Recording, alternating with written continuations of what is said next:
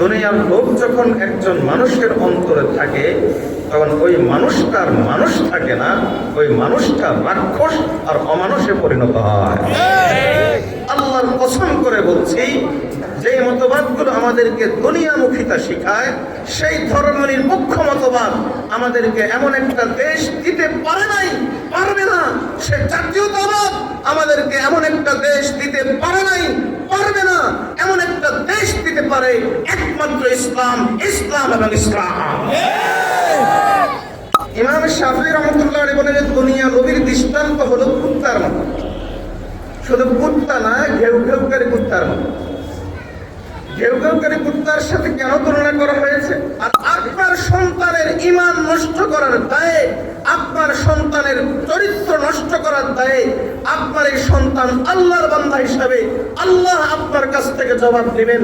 আপনার এই সন্তান নবীজির উম্মত হিসাবে কিয়ামতের দিন নবীজির কাঠগড়ায় আসামি হিসাবে আপনাকে দাঁড়াতে হবে। যুগের কোন শ্রেষ্ঠ বুজুর্গের উপরও যদি তার মা বাবা বদদোয়া করে, তাহলে আল্লাহ তাআলা ওই শ্রেষ্ঠ বুজুর্গের উপরও তার বদদোয়াটাকে লাগিয়ে দেবে। মা বাবার চেহারার দিকে তাকালে বাইতুল্লাহ দেখার সওয়াব পায়। এখন আমার প্রশ্ন হলো এই, কোন ব্যক্তি যদি কোনো নেক মানুষের দিকে তাকায়, কোন ব্যক্তি যদি কোনো ভালো মানুষের দিকে তাকায়, আল্লাহওয়ালার দিকে তাকায়, তাহলে সে কি পায়? আলহামদুলিল্লাহ নাহমাদুহু ওয়া নাস্তাঈনুহু ওয়া নাস্তাগফিরুহু ওয়া নু'মিনু বিহি ওয়া নাতাওয়াক্কালু আলাইহি ওয়া নাউযু বিল্লাহি মিন শুরুরি আনফুসিনা ওয়া মিন সাইয়্যাতি আ'মালিনা। من يهده الله فلا مضل له ومن يضلله فلا هادي له وأشهد أن لا إله إلا الله وحده لا شريك له وأشهد أن سيدنا ومولانا محمدا عبده ورسوله صلى الله تعالى عليه وعلى آله وأصحابه وبارك وسلم تسليما كثيرا كثيرا.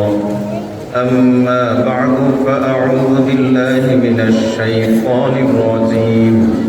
بسم الله الرحمن الرحيم. والذين آمنوا أشد حبا لله. بارك الله لنا ولكم في القرآن العظيم ونفعنا به. أستغفر الله لي ولكم ولسائر المسلمين إنه هو الغفور الرحيم.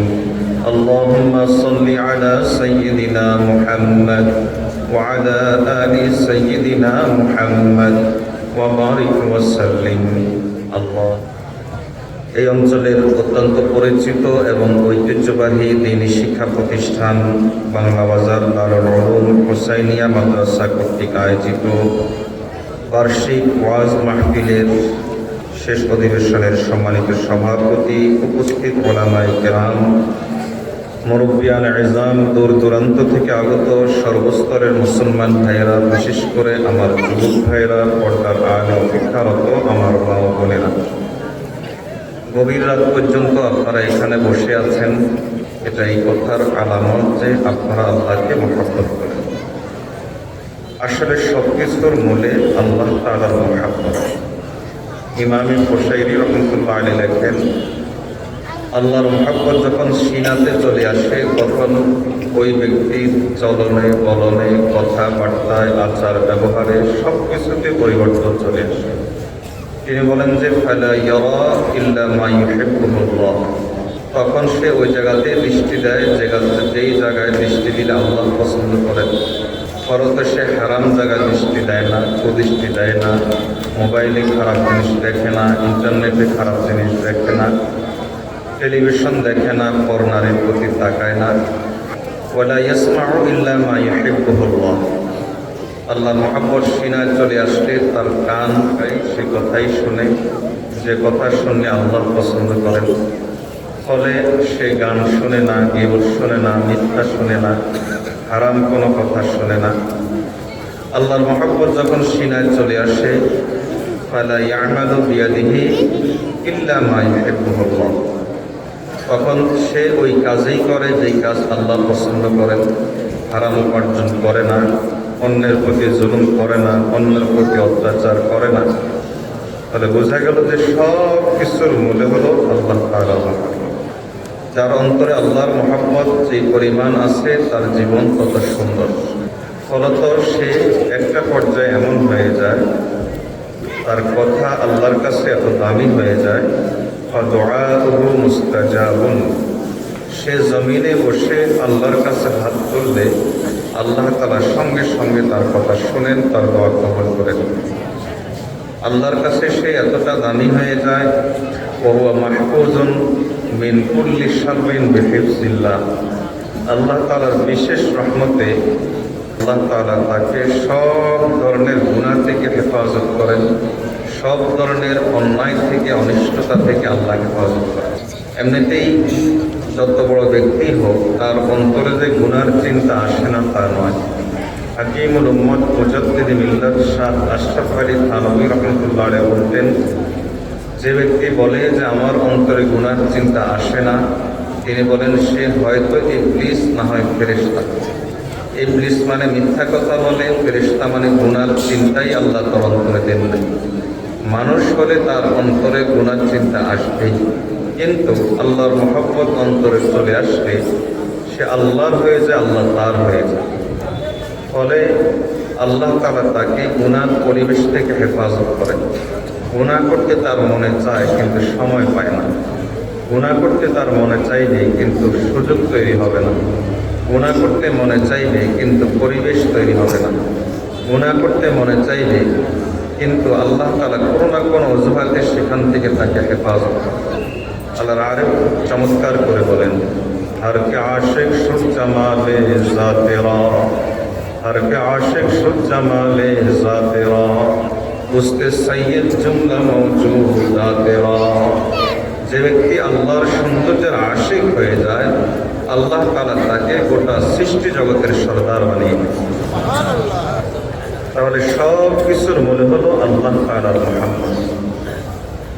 মুমিন হিসাবে প্রত্যেকের অন্তরেই আল্লাহর এই মহব্বত আছে, কিন্তু প্রশ্ন হলো যদি আল্লাহ তাআলার এই মহব্বত অন্তরে থাকে তাহলে মুমিন কেমনে গুনাহ করে, মুমিন কেমনে চুরি করে, মুমিন কেমনে মোবাইলে সময় নষ্ট করে, মুমিন কেমনে ফেসবুকে সময় নষ্ট করে, মুমিন কেমনে কুদৃষ্টি দেয়, মুমিন কেমনে সুদ খায়, মুমিন কেমনে ঘুষ খায়। এর কারণ হলো পরিপূর্ণ মহব্বত তার অন্তরে নাই। যে পরিমাণ মহব্বত থাকা দরকার ওই পরিমাণ মহব্বত তার অন্তরে নাই। প্রশ্ন হলো কেন নাই? ওলামায়ে কেরাম দেখেন যে একজন মুমিনের অন্তরে আল্লাহর মহব্বত পরিপূর্ণভাবে আসতে পারে না 4 কারণ। বলেন কয় কারণে? এই 4টা কারণেই আপনাদের সামনে আমি পেশ করা উদ্দেশ্য। এই 4টা কারণ বলেই আমি আমার নির্ধারিত সময় 1 ঘন্টা এর ভিতরে আলোচনা শেষ করব ইনশাআল্লাহ। এই 4টা বাধার কারণে বা ভিন্ন ভাষায় আমরা বলতে পারি একজন মুমিন পরিপূর্ণ মুমিন হতে পারে না এই 4 বাধার কারণে। বা এই কথাটাকে এইভাবেও বলতে পারি একজন মুমিন গুনাহ ছাড়তে পারে না মুমিন হয়েও এই 4 বাধার কারণে। বা কথাটাকে আমরা এভাবেও বলতে পারি একজন মুমিন আল্লাহর প্রিয় হতে পারে না, আল্লাহর ওলি হতে পারে না এই 4 বাধার কারণে। সুতরাং এই 4টা বাধা দূর করে আমরা কে কে আল্লাহর প্রিয় হতে চাই এটা আল্লাহকে দেখিয়ে দেব। আল্লাহ আমাদেরকে তৌফিক দান করুন, সকলে বলেন আমিন।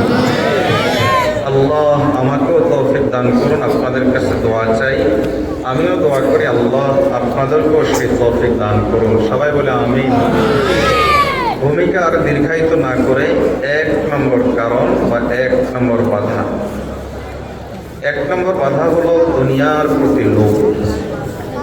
1 নম্বর বাধা দুনিয়ার প্রতি লোভ। একজন বেনামাজি সে নামাজি হতে পারে না কেন? মুমিন হয়েও দুনিয়ার প্রতি লোভের কারণে। সুদ ছাড়তে পারে না মুমিন হয়েও কেন? দুনিয়ার প্রতি লোভের কারণে। ঘুষ ছাড়তে পারে না কেন? দুনিয়ার প্রতি লোভের কারণে। ব্যবসায়ী মুমিন হয়েও ওজনে কম দেয় কেন? দুনিয়ার প্রতি লোভের কারণে। এই দুনিয়ার প্রতি লোভ আল্লাহর মহব্বতের পথে কত বড় বাধা। দেখুন রাসূলুল্লাহ সাল্লাল্লাহু আলাইহি ওয়াসাল্লাম বলেন, মা যিবানে জাইআনে উরসিলা ফি গানামিন বিআফসাদা লাহা মিন হিরসিল মারই আলাল মালি ওয়াশ-শারফি লিদীনিহি। নবীজি সাল্লাল্লাহু আলাইহি ওয়াসাল্লাম বলেন, দুটা ক্ষুধার্ত বাঘের সামনে একটা বকরিকে রেখে দিলে ওই বকরির যে অবস্থা হয়, একটা ক্ষুধার্ত বাঘের সামনে যদি আপনি একটা বকরি রাখেন তাহলে ওই বকরিটা ভেঙে যাওয়ার সম্ভাবনা আছে। একদিক থেকে বাঘ দৌড়ানি দিলে আরেক দিক থেকে ভেঙে যাবে। কিন্তু দুই মাথায় যদি দুটা ক্ষুধার্ত বাঘ দাঁড়িয়ে থাকে আর মাঝখানে যদি বকরিটা থাকে, তাহলে একদিক থেকে একটা বাঘ দৌড়ানি দিলে আরেক দিক থেকে আরেকটা ধরে ফেলবে, কোনোভাবেই সেখান থেকে ভেঙে যাওয়ার সুযোগ নেই।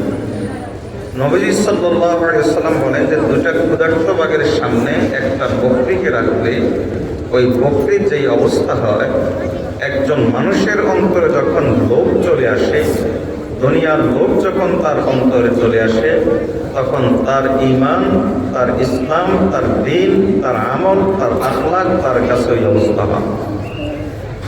এটা বোঝার জন্য বেশি দূরে যাওয়া লাগবে না, এটা প্রমাণ করার জন্য বেশি দূরে যাওয়ার প্রয়োজন নাই। নগদ কিছু দৃষ্টান্ত আপনাদের সামনে পেশ করি, আশা করি আপনাদের সামনে বিষয়টা পরিষ্কার হয়ে যাবে। ইসলাম ছাড়া অপর যতগুলো মতবাদ আছে, ইসলাম ব্যতীত যত মতবাদ আছে, যত ধর্ম আছে, সব মতবাদ মানুষকে দুনিয়া লোক শিখায়, সব মতবাদ মানুষকে দুনিয়ামুখিতা শেখায়। একমাত্র ইসলাম মানুষকে আখিরাতমুখিতা শেখায়। এটাকে ইংরেজিতে বলা হয় ওয়ার্ল্ড ভিউ। এর অর্থ হলো একটা জিনিস যা আমি দেখি, যা আমি করি, যা আমি বলি, আমি ওই জিনিসটাকে কোন দৃষ্টিকোণে বলবো, কোন দৃষ্টিকোণে দেখবো, কোন দৃষ্টিকোণে করবো। অপর সকল মতবাদ আমাদেরকে শেখায় যে জিনিসটা দেখতে হবে দুনিয়ার দৃষ্টিতে, আর ইসলাম আমাদেরকে শেখায় যা করবো আখিরাতের দৃষ্টিতে করবো, যা করবো আখিরাতের দৃষ্টিতে করবো, যা শিখবো আখিরাতের দৃষ্টিতে শিখবো, যা চলবো আখিরাতের দৃষ্টিকোণেই চলবো। অর্থাৎ ইসলাম শিখায় যে একজন মুমিনের মূল গন্তব্যস্থল দুনিয়া নয়। দুনিয়া তো হলো কেবলমাত্র কিছুক্ষণ বসেছি স্টেশন, এখান থেকে আমার মূল গন্তব্য আখিরাতে চলে যায়। এটাই হলো ইসলামী শিক্ষা। এবার দেখুন,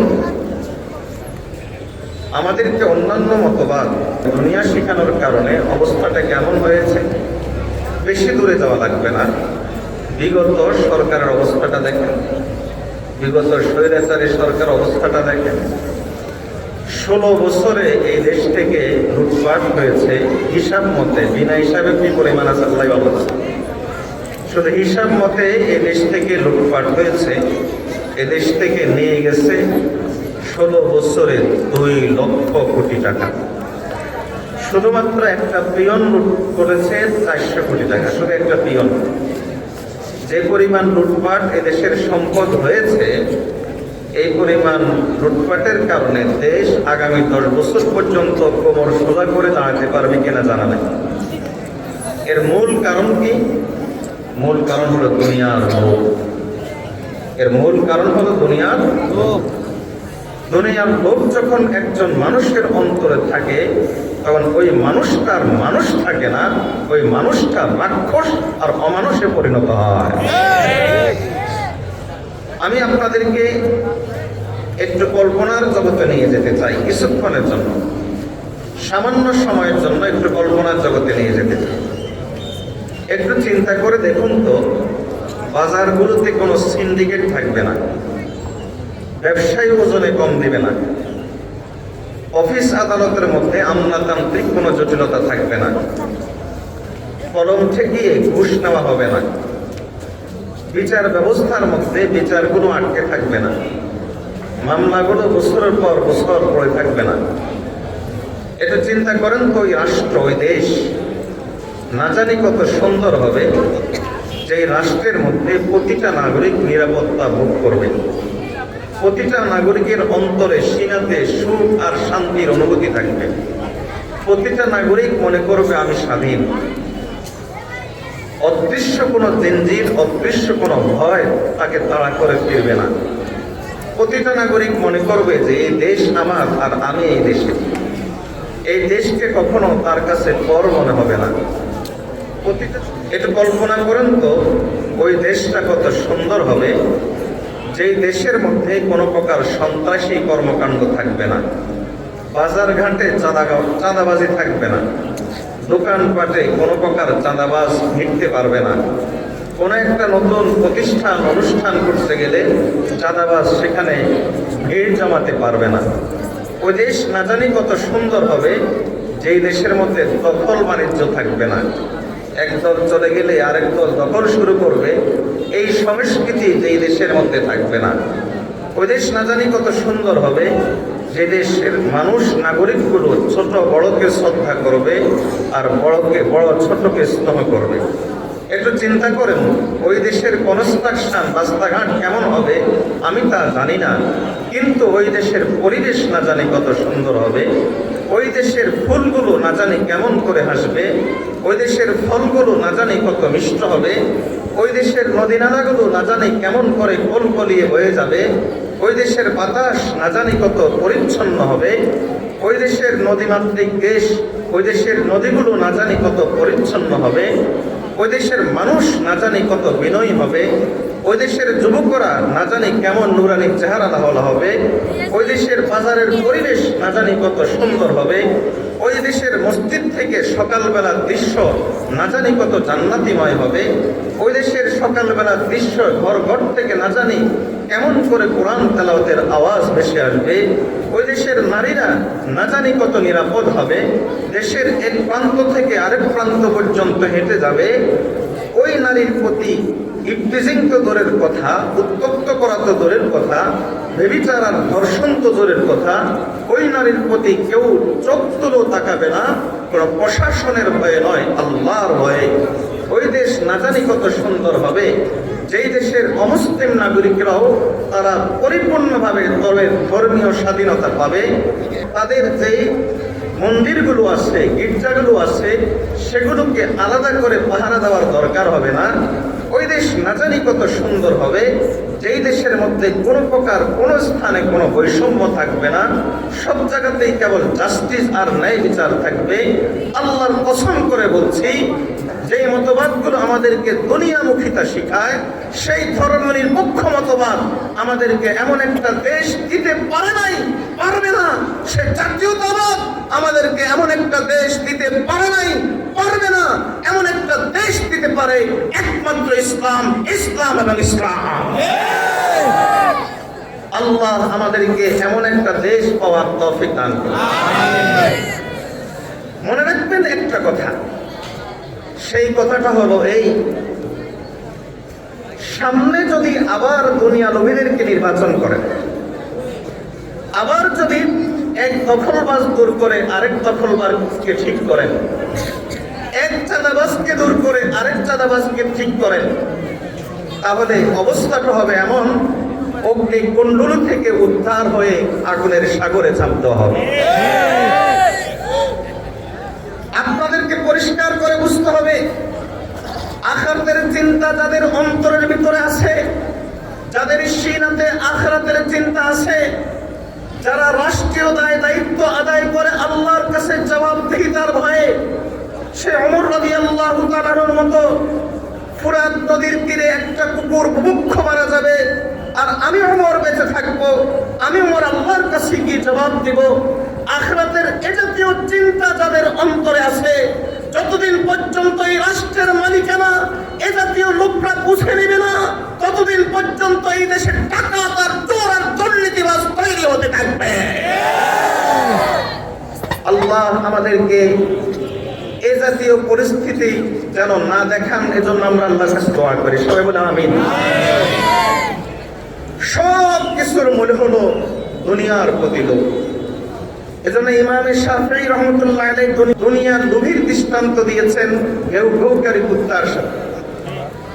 ইমাম শাফিঈ রাহমাতুল্লাহ আলাইহি বলেন, আলা ইন্নামাদ দুনিয়া কামাইতাতি জিফাতিন ওয়া তুল্লাবুহা কাল কিলাবিল হাওয়ামিসি। ইমাম শাফিঈ রাহমাতুল্লাহ আলাইহি বলেন যে দুনিয়া নবীর দৃষ্টান্ত হলো কুত্তার মতো। শুধু কুত্তা না, ঘেউ ঘেউকারী কুত্তার মতো। ঘেউ ঘেউকারী কুত্তার সাথে কেন তুলনা করা হয়েছে? হাদিসও কুত্তার সাথেই তুলনা করা হয়েছে। কেন?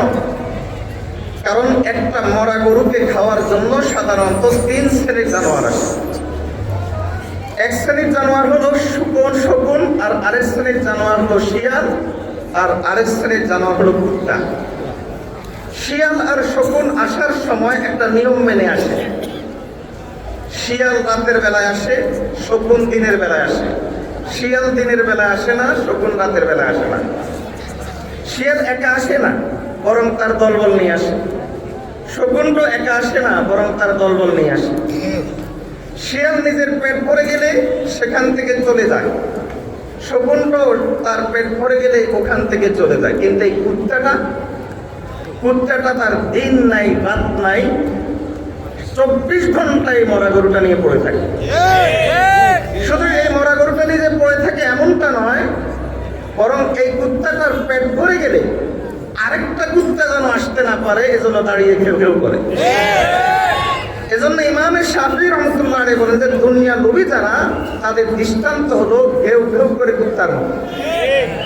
এজন্য মনে রাখবেন, কুত্তাদের হাতে যতদিন পর্যন্ত রাষ্ট্র ক্ষমতা থাকবে, ততদিন পর্যন্ত দেশের মানুষ, দেশের স্বাধীনতা, দেশের সার্বভৌমত্ব কখনো নিরাপদ নয়।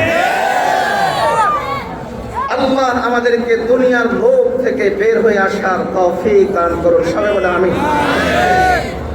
এতক্ষণ পর্যন্ত ঠিক বললাম, কিন্তু বাস্তবতা হলো এই যে দুনিয়ার লোভ কিন্তু আমাদের অন্তরে আছে।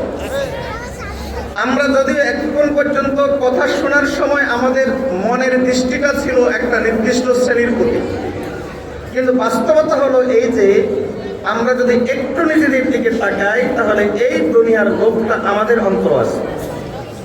ইমাম গাযযালী রাহমাতুল্লাহ আলাইহি এই দুনিয়ার লোভ আমাদের প্রত্যেকের যে অন্তরে আছে, এই কথাটাকে ফুটিয়ে তোলার জন্য একটা চমৎকার দৃষ্টান্ত পেশ করেন। ইমাম গাযযালী রাহমাতুল্লাহ আলাইহি বলেন যে এক ব্যক্তিকে একটা বাঘে দৌড়াচ্ছে। সে ওই বাঘের দৌড়ানি খেয়ে দৌড় দিল। সামনে একটা পর্যায়ে গিয়ে দেখলো যে সামনে আর রাস্তা নাই যাওয়ার, সামনে একটা কূপ বা একটা কুয়া। লোকটা চিন্তা করলো, আমি এই কূপের মধ্যে ঝাঁপ দিয়ে কিছুক্ষণ পালিয়ে থাকবো, এরপরে বাঘ চলে গেলে উপরে উঠে আসবো, আমি আমার মতো হয়ে যাব। এই চিন্তা করে সে যখন কূপে লাফ দিতে গেল, এক পা উঠিয়ে ফেলেছে, আরেক পা উঠালেই সে কূপে পড়ে যাবে। ঠিক সেই সময় লক্ষ্য করলো যে ওই কূপের মধ্যে একটা কালনাগিনী সাপ সাঁতরাচ্ছে। উপরে বাঘ, নিচে সাপ, যাবে কোথায়?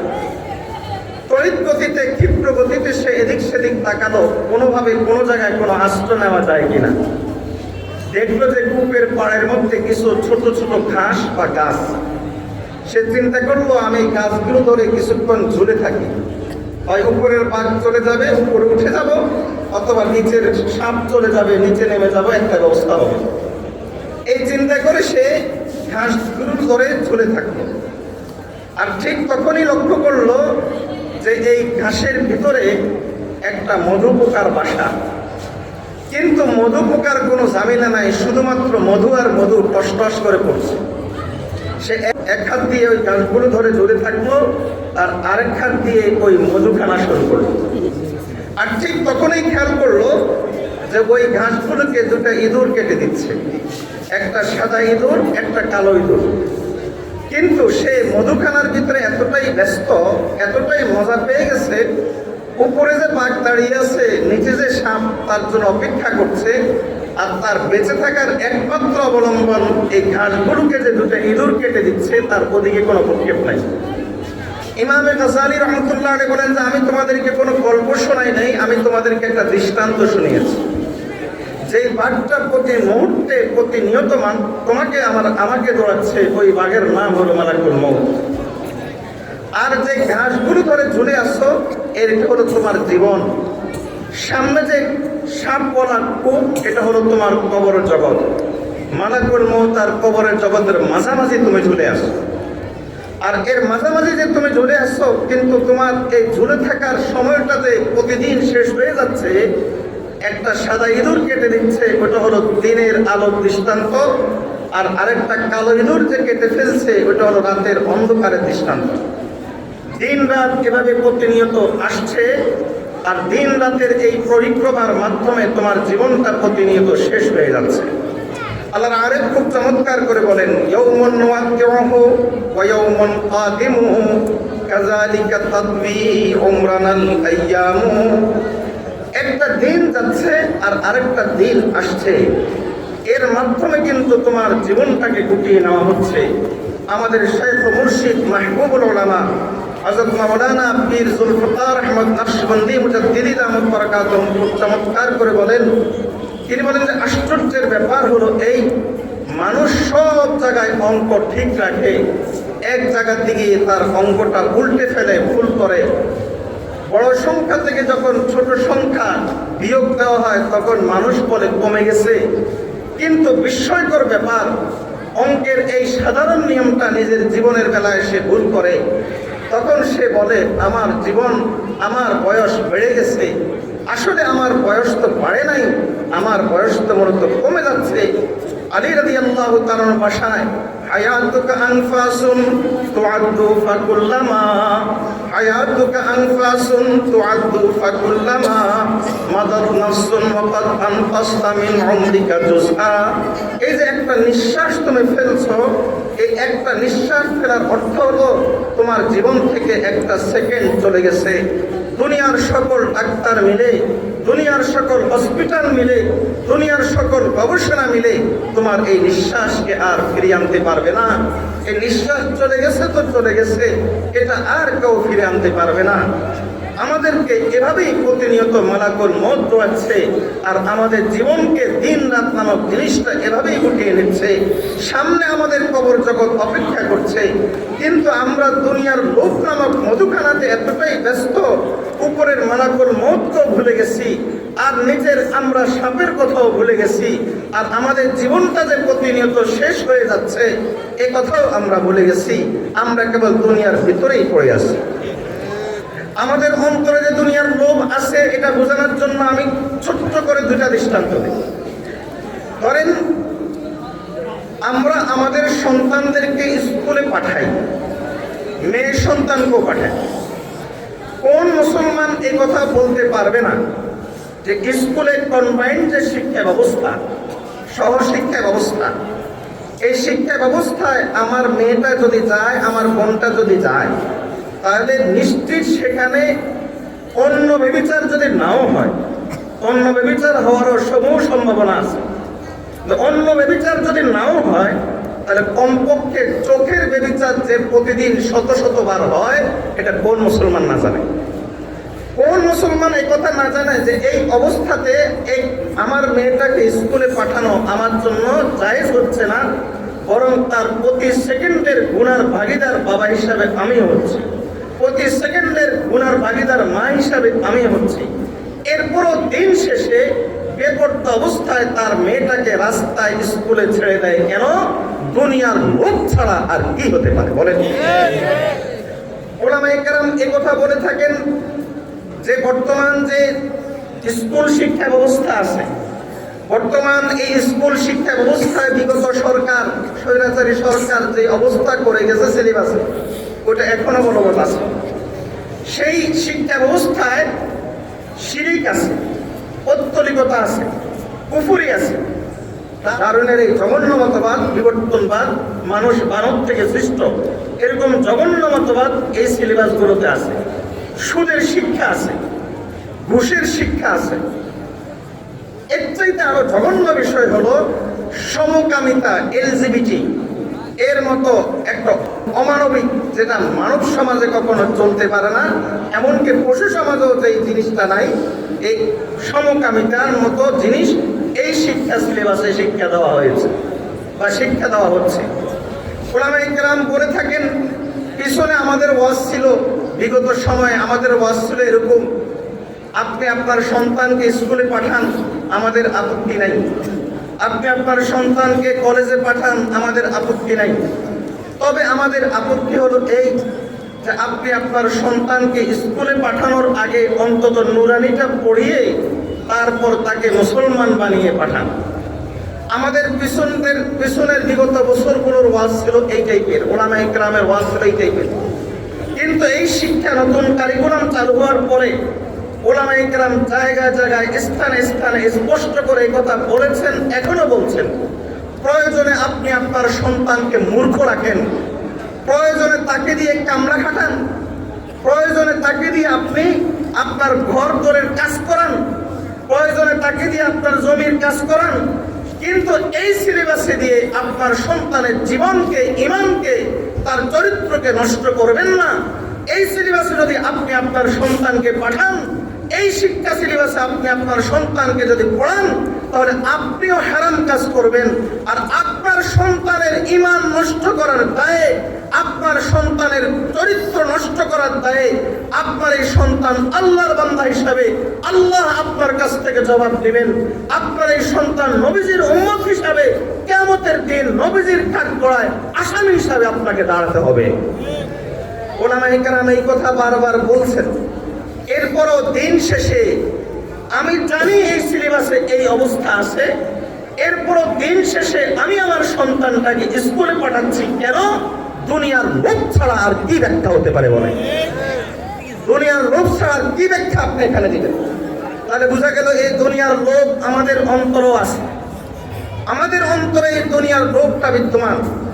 এজন্য এই দুনিয়ার লোভের চিকিৎসার দরকার আছে কিনা বলেন? এই দুনিয়ার লোভের চিকিৎসা কি? আমি একটা চিকিৎসা আজকে আপাতত বলে যাব। এই চিকিৎসার উপর আমরা কে কে আমল করার জন্য প্রস্তুত আছি আল্লাহকে দেখান। আল্লাহ আমাদের প্রত্যেকের অন্তর থেকে এই দুনিয়ার লোভটাকে বের করে দিন। সবাই বলে আমিন।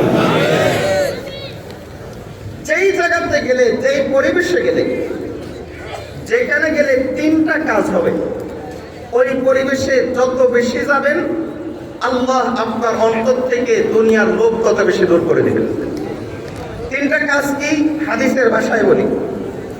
সাহাবী হযরত আব্দুল্লাহ ইবনে আব্বাস রাদিয়াল্লাহু তাআলা আনহু নবী সাল্লাল্লাহু আলাইহি ওয়াসাল্লামকে জিজ্ঞেস করলেন, ইয়া রাসূলুল্লাহ সাল্লাল্লাহু আলাইহি ওয়াসাল্লাম, আইয়ু জুলাসাইনা খায়র? فقال رسول الله صلى الله عليه وسلم من ذكركم بالله رؤيته وزاد في علمكم منطقه وذكركم بالآخرة عمله। ইয়া রাসূলুল্লাহ সাল্লাল্লাহু আলাইহি ওয়াসাল্লাম, আপনার কাছে আমার জিজ্ঞাসা, পৃথিবীর মধ্যে কত অনুষ্ঠান হয়, কত প্রতিষ্ঠান হয়, কত ধরনের গ্যাদারিং হয়। আমার প্রশ্ন হলো, পৃথিবীর মধ্যে কোন অনুষ্ঠানটা, কোন প্রতিষ্ঠানটা আল্লাহর কাছে সবথেকে উত্তম? নবীজি সাল্লাল্লাহু আলাইহি ওয়াসাল্লাম বললেন যে যেখানে তিনটা জিনিস পাওয়া যায়। আপনারা একটু কষ্ট করে একটু সময়ের জন্য, এখনকার সময়ের জন্য আজকের এই পরিবেশের সাথে এই তিনটা জিনিসকে মনে মনে একটু মিলিয়ে দেখবেন, দেখেন তো মিলি কিনা। নবীজি সাল্লাল্লাহু আলাইহি ওয়াসাল্লাম বলেন যে যেখানে তিনটা জিনিস পাওয়া যায়। নম্বর 1, যেখানে গেলে আল্লাহর কথা মনে পড়ে। নম্বর 2, যেখানে লোকজনের কথাবার্তা শুনলে তোমার ইলম বাড়ে। নম্বর 3, যেখানে লোকজনের আমল দেখলে আখিরাতের চিন্তা তোমার অন্তরে আসে। এই তিনটা জিনিস যেখানে পাবে, ওই প্রতিষ্ঠান, ওই অনুষ্ঠান, ওই পরিবেশ আকাশের নিচে, জমিনের উপরে আল্লাহর কাছে সবচাইতে শ্রেষ্ঠ এবং প্রিয়। এ জাতীয় অনুষ্ঠানে, এ জাতীয় প্রতিষ্ঠানে, এ জাতীয় পরিবেশে যত বেশি সময় দিবেন, আল্লাহ আপনার অন্তর থেকে দুনিয়ার চিন্তা তত বেশি দূর করে দিবেন। আখিরাতের চিন্তা আল্লাহ আপনার অন্তরে তত বেশি ঢুকিয়ে দিবেন। এক কথায় নেক পরিবেশে বেশি বেশি করে যাওয়া। এজন্য নিকট অতীতের একজন বুজুর্গ ছিলেন আরিফ বিল্লাহ হযরত হাকিম আখতার সাহেব রহমতুল্লাহ আলাইহি। হযরতকে এক লোক জিজ্ঞেস করলো, আচ্ছা হযরত, আপনার কাছে আমার একটা প্রশ্ন। বলে, কি প্রশ্ন? আপনার কাছে আমার প্রশ্ন হলো এই, কোন মানুষ যদি মা বাবার চেহারার দিকে তাকায়, তাহলে উলামায়ে কেরামের মুখ থেকে শুনেছি যে বাইতুল্লাহ দেখার সওয়াব পাওয়া যায়। এটা উলামায়ে কেরামের বক্তব্য নয়, এটা স্বয়ং নবীজিরই বক্তব্য। মা বাবার চেহারার দিকে তাকালে বাইতুল্লাহ দেখার সওয়াব পাওয়া যায়। এজন্য প্রসঙ্গত যাদের মা বাবা জীবিত আছে তাদেরকে বলি, মা বাবার বিষয়ে সংক্ষিপ্ত দুইটা কথা বলি। একটা কথা একদম ছোট্ট ঘটনার মাধ্যমে বলি। একবার এক বুজুর্গের মা ইন্তেকাল করেছে। আরেক বুজুর্গ তাকে দেখতে গেছেন সান্ত্বনা দেওয়ার জন্য, যেহেতু বেচারার মা ইন্তেকাল করেছে এজন্য সান্ত্বনা দেওয়ার জন্য তিনি দেখতে গেছেন। দেখতে গিয়ে ওই বুজুর্গ যে নসিহতটা করেছেন দ্বিতীয় বুজুর্গকে, ওই নসিহতটা আপনারা একটু অন্তরের কান দিয়ে শুনেন এবং এটা অন্তরে বসানোর চেষ্টা করেন। দ্বিতীয় বুজুর্গ যার মা ইন্তেকাল করেছে ওই বুজুর্গকে উদ্দেশ্য করে বললেন যে ভাই, আজকে থেকে তোমাকে খুব সতর্কভাবে চলতে হবে, আজকে থেকে তোমাকে খুব সামনে চলতে হবে। বলে কেন? এর কারণ হলো তোমার কোনো গুনার কারণে আল্লাহ আযাব দেওয়ার ফয়সালা করে থাকলে অতীতে আল্লাহর ওই আযাবটাকে প্রতিহত করার জন্য দুইটা হাত ছিল। সেই দুইটা হাত হলো তোমার মায়ের হাত। হয়তো তোমার কোনো গুনার কারণে আল্লাহ ফয়সালা করেছেন তোমাকে এই শাস্তি দিবেন, কিন্তু তোমার মা জায়নামাজে বসে তুমি জানো না, অথবা হয়তো জায়নামাজেও বসে নাই, এমনিতেই মনে মনে আল্লাহর কাছে দোয়া করেছে, ও আল্লাহ আপনি আমার সন্তানটাকে হেফাজত করেন, আমার সন্তানটাকে শত্রুর হাত থেকে হেফাজত করেন, বিপদ থেকে হেফাজত করেন। এই দোয়াটা করেছে, করার সাথে সাথে আল্লাহ তার ফয়সালা ফেরত নিয়ে গেছে। এজন্য এতদিন পর্যন্ত আল্লাহর এই আযাবকে তোমার উপর আরোপিত, আল্লাহর এই আযাবকে প্রতিহত করার মতো যে দুইটা হাত ছিল, সেই দুইটা হাত হলো তোমার মায়ের হাত। এখন তোমার মা ইন্তেকাল করেছে, যেহেতু ওই দুটো হাত চলে গেছে ইন্তেকালের মাধ্যমে, এজন্য তোমাকে আজকে সতর্ক হয়ে চলতে হবে। আজকে থেকে এজন্য সতর্ক হয়ে চলতে হবে কারণ আল্লাহর আযাব প্রতিহতকারী ওই দুই হাত তো আর নাই। এটাকে মনে মনে মনে আত্মস্থ করেন, খুব ভালো করে বুঝেন।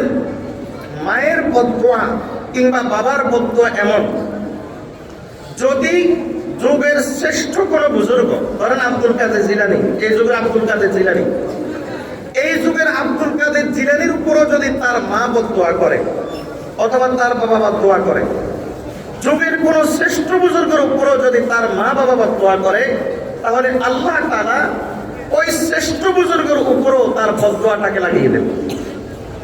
এটার প্রমাণ হিসাবে আমি সহিহ বুখারীর একটা দীর্ঘ হাদিসকে অতি সংক্ষেপে পেশ করার চেষ্টা করছি। নবীজি সাল্লাল্লাহু আলাইহি সাল্লাম হাদিসের মধ্যে বলেন, বনি ইসরাইলের একজন লোক ছিল, তার নাম ছিল জুরাইজ। এই জুরাইজ ছিল অনেক বড় ইবাদত গুজার, ওই যুগের একজন বিখ্যাত বুজুর্গ, আল্লাহর ওলি। বাস্তবেই তিনি আল্লাহর ওলি ছিলেন। জুরাইজ বাস্তবেই আল্লাহর অনেক বড় প্রিয় বান্দা ছিলেন। জুরাইজের উপর তার মা কোনো কারণে মনোকষ্ট নিয়েছেন। মনোকষ্ট নিয়ে তার মা বদদোয়া করেছেন এই বলে, আল্লাহ তোকে বেশ্যার মুখ দেখা ছাড়া যেন মরণ না দেয়। এক এক যুগে এক এক রকম বদদোয়ার প্রচলন থাকে এবং এক এক ভূখণ্ডে এক এক অঞ্চলে এক এক রকম বদদোয়ার প্রচলন থাকে। যেমন আরবের বদদোয়ার ধরন কি, ওই হাক মানে তুই ধ্বংস হয়ে যা। আর আমাদের দেশের বদদোয়ার ধরন কি, তোর উপর ঠাডা পড়ুক। ঠিক আছে না? তাহলে এক এক যুগে এক এক সময় এক এক জায়গায় বদদোয়ার এক এক ভাষা থাকে। ওই যুগের বদদোয়ার ভাষা ছিল এরকম, কাউকে কেউ যদি বদদোয়া দিত তাহলে বদদোয়াটা দিত এরকম, বেশ্যার মুখ দেখা ছাড়া যেন তোর মরণ না।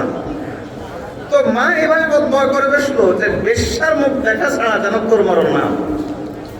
জুরাইজ ছিলেন প্রকৃত অর্থেই আল্লাহর ওলি, কিন্তু যত বড় আল্লাহর ওলি হোক, মায়ের বদদোয়া লেগে গেছে। ফলত হলো কি, খুব সংক্ষেপে ঘটনাকে পেশ করছি। ফলত হলো কি, এক মহিলা এবং সমাজের মধ্যে সে বেশ্যা হিসাবে পরিচিত। ওই মহিলার গর্ভে একটা সন্তান আসলো এবং পরবর্তীতে সে সন্তান জন্ম নিল। লোকজন বলা বলি শুরু করলো যে এই সন্তান কার। মহিলা তখন বলল, দাবি করে বসলো যে এই সন্তান হলো জুরাইজের। বলেন তো এটা কি আসলে সত্য দাবি না অপবাদ? অপবাদ। বললো যে এটা জুরাইজের সন্তান। এ জাতীয় বিষয়ে সাধারণত মহিলাটা যত খারাপই হোক, মানুষ ওই মহিলার কথাই বিশ্বাস করে, পুরুষটা যত ভালোই হোক তার কথা বিশ্বাস করে না। এ জাতীয় ক্ষেত্রে এরকমই হয়ে থাকে। ফলে লোকজন জুরাইজের কথা বিশ্বাস করলো না, বিশ্বাস করলো ওই মৃত্যুক মহিলার কথা। একটা পর্যায়ে লোকজন ক্ষিপ্ত হয়ে জুরাইজের ইবাদতখানা ভেঙে তছনছ করে দিল। মাটির সাথে মিশিয়ে দিল, তাকে চরমভাবে লাঞ্ছিত করল। আল্লাহ তাআলা মা বাবার মায়ের বদদুয়া জুরাইজের উপর এভাবে প্রয়োগ করেছেন। কিন্তু জুরাইজ ছিলেন আল্লাহর ওলি, আল্লাহ এটাও প্রমাণ করেছেন, আল্লাহ এটাও দেখিয়ে দিয়েছেন। সেটা কিভাবে? জুরাইজ এই অবস্থা দেখে আল্লাহর কাছে খুব কান্নাকাটি করলেন, আল্লাহর দিকে আরো বেশি তিনি ঝুঁকলেন।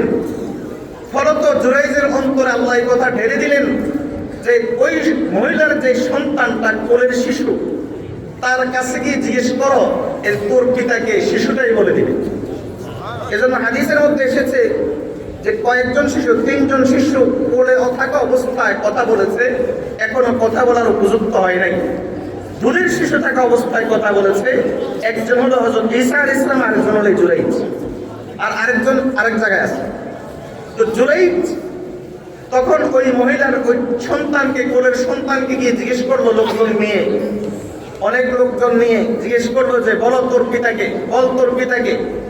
তখন শিশু সন্তানটা এখনো কথা তার বলা শুরু হয়নি, কিন্তু কোলে থাকা অবস্থায় বলে দিল, আল্লাহ তার ভাষা খুলে দিলেন, বলল যে আমার পিতা হলো অমুক। অর্থাৎ আরেকজনের নাম বলেছে, জুরাইজের নাম বলে নাই। আল্লাহ তাআলা এভাবে জুরাইজকে যে ভালোবাসেন এটারও প্রমাণ করলেন।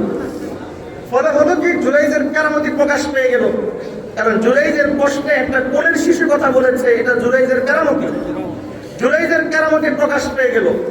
মানুষ জুরাইজকে আগে কি পরিমাণ মহব্বত করতো, এর চাইতে বেশি মহব্বত করা শুরু করলো। তার যে আবাদতখানা ভেঙে দিয়েছিল, সে আবাদতখানাকে আবার নতুন করে একেবারে স্বর্ণ টন্ন দিয়ে নির্মাণ করে দিল। জুরাইজ একেবারে পুরা আগের চাইতে কয়েক গুণ বেশি সম্মানিত হয়ে গেলেন। আমি যেটা দেখাতে যাচ্ছি সেটা হলো এই জুরাইজ আল্লাহর এত বড় একজন ওলি হওয়ার পরেও তার মায়ের বদদুয়া তার উপর লেগেছে। আল্লাহ দেখিয়ে দিয়েছেন যত বড় ওলি হোক না কেন, মায়ের বদদুয়া আল্লাহ কখনো ফেরত দেন না যদি মা ন্যায়ভাবে বদদুয়া করেন। আর জুরাইজকে আল্লাহ মহব্বত করেন, এটার প্রমাণ হিসেবে আল্লাহ জুরাইজকে পরবর্তীতে আরো সম্মানিত করেছেন। ওই অপবাদ দূর করে জুরাইজকে আল্লাহ তারা আরো বেশি সম্মানিত করেছেন। আল্লাহ দুইভাবেই দেখিয়ে দিলেন, মায়ের বদদুয়া লাগে এটাও দেখিয়ে দিলেন, জুরাইজ আল্লাহর ওলি এটাও প্রমাণ করে দিলেন। এভাবেই আমি যেটা বোঝাতে চাচ্ছি সেটা হলো এই মা বাবাকে কখনো কোনো অবস্থাতেই তাদের মনোকষ্ট আমরা দিব না। ঠিক আছে ইনশাআল্লাহ। আবার মূল আলোচনায় চলে যাই, কথা বলে যাই না, প্রসঙ্গটা এখানে চলে এসেছে, মূল আলোচনায় চলে যাই। হাকিম আখতার সাহেব রহমতুল্লাহ আলাইহিকে এক লোক জিজ্ঞেস করলো, আচ্ছা হযরত, শুনেছি যে ব্যক্তি যদি তার মায়ের চেহারার দিকে তাকায় তাহলে বাইতুল্লাহ দেখার সওয়াব পায়, মা বাবার চেহারার দিকে তাকালে বাইতুল্লাহ দেখার সওয়াব পায়। এখন আমার প্রশ্ন হলো এই, কোন ব্যক্তি যদি কোনো নেক মানুষের দিকে তাকায়, কোনো ব্যক্তি যদি কোনো ভালো মানুষের দিকে তাকায়, আল্লাহওয়ালার দিকে তাকায়, তাহলে সে কি পায়? হাকিম আখতার সাহেব রহমতুল্লাহ উত্তর দিলেন, মায়ের চেহারার দিকে তাকালে, বাবার চেহারার দিকে তাকালে বাইতুল্লাহ দেখার সওয়াব পাওয়া যায়, আর একজন আল্লাহওয়ালা নেক মানুষের দিকে তাকালে আল্লাহ পাওয়া যায়। এজন্য আল্লাহর আরেফ বলেন, আল্লাহ ওয়ালো সে ক্যা মিলতা হ্যায়, আল্লাহ ওয়ালো সে আল্লাহ মিলতা হ্যায়, দম কে দম মে কলবে নূরানি হুই, মর্দ হক সে মিলকে হক্কানি হুই। আল্লাহ তাআলা আমাদেরকে নেক পরিবেশে বেশি বেশি করে যাওয়ার তৌফিক দান করুন।